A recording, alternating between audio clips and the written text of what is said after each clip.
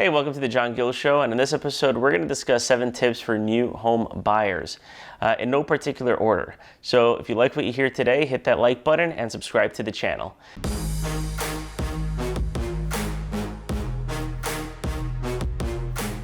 The thing that I always recommend the most is to make sure that you get your pre-qual letter, okay, and go to about 2 or 3 different lenders, or even, combination of bank and then also mortgage broker.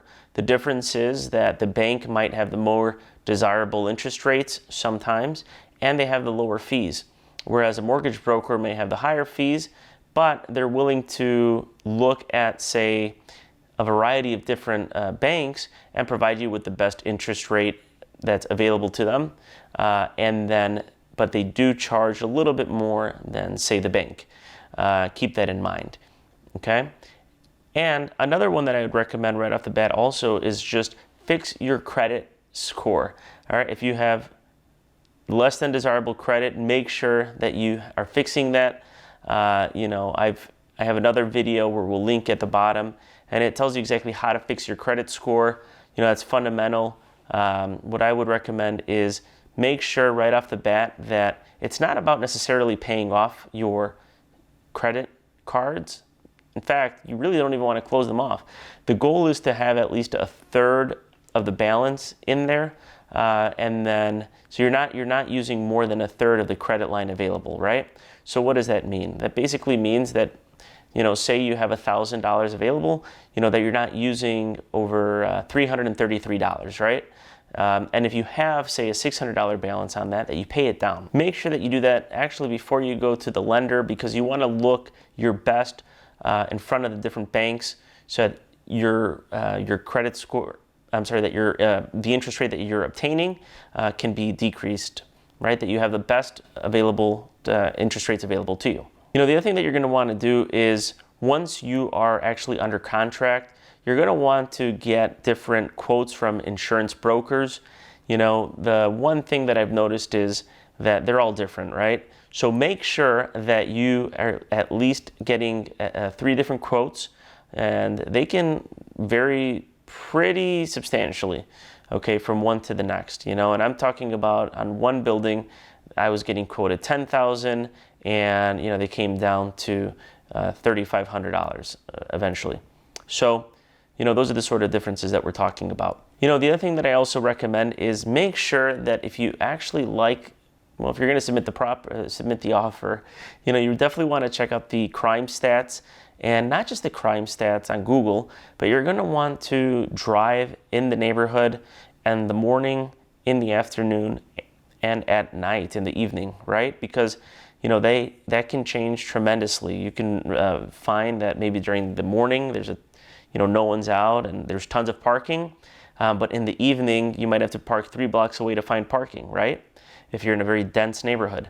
The other thing is to consider is weekdays versus weekends.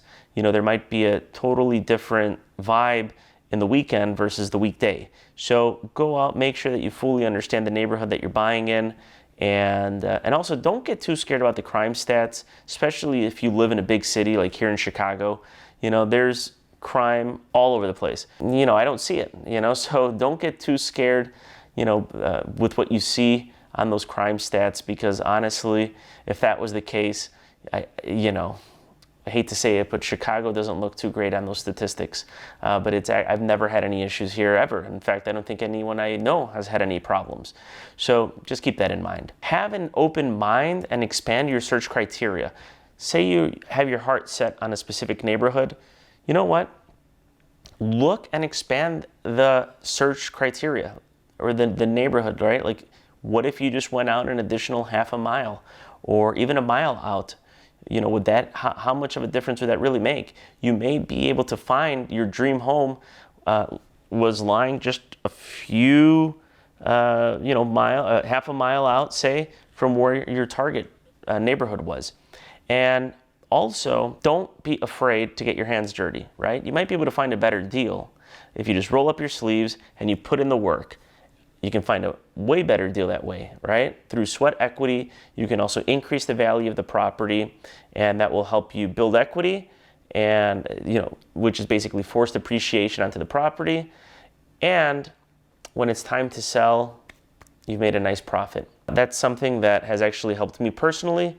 And what that also does, and that's going to lead us into the last topic here, is consider all financing options, right? So there's FHA, there's conventional. If you're a veteran, there's the VA loans, there's NACA loans, which actually give you 100% loan, 0 down payment, as long as you take their workshops. If you give less than 25% down, or 20% down, I'm sorry, you will have to pay something called mortgage insurance. And what that means is it's not an insurance that's really helping you out. It's basically an insurance that helps the lender. In the event that you default, they're covered. And that's something that is tagged on to your mortgage. You'll have your mortgage, which is your principal interest. Usually your taxes and insurance are included on that. That's called if you want it escrowed, so PITI. On top of that, there's something called the mortgage insurance, right? And then there's if you just Google mortgage insurance, there's usually different calculators out there that will calculate exactly more or less what that additional amount would be. But the great thing to consider is, as I was mentioning my earlier point, if you roll up your sleeves and you put in the work and you force appreciation onto the property, you can have the lender come back out, reappraise the property, and if your property went up 20% from your purchase price, guess what? They can reduce that. They can eliminate entirely. So the second that your loan balance goes down to 80%, right, then your mortgage insurance is automatically wiped out. But you can also, as I mentioned, force appreciation onto the property by putting in some sweat equity and call the lender up, have it reappraised, and get it removed. In fact, that's what I did with my home. In about 8 months, I was able to have the mortgage insurance completely removed. If you like what you heard, please hit that like button, subscribe to the channel. I hope you did enjoy those points, and thank you so much for listening.